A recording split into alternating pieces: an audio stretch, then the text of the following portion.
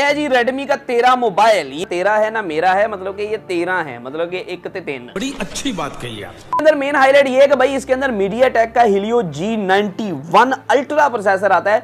ये जो स्मार्टफोन है गेमिंग में 40 FPS आपको प्रोवाइड करेगा। इसका जो डिस्प्ले है फ्रंट साइड पे आप देख लें 1080p प्लस की रेजोल्यूशन के साथ आता है। एक मत्थे में मोगोरी वाला डिस्प्ले है, ये आप देख सकते हैं भाई, मत्थे के अंदर मोगोरी की है, पंच होल डिस्प्ले है। और यहाँ दोस्तों ये जो स्मार्टफोन है ये पाकिस्तान के अंदर 40,000 रुपए में लॉन्च किया है और 40,000 के अंदर 8 128 का वेरिएंट है, 8GB RAM 128GB internal storage.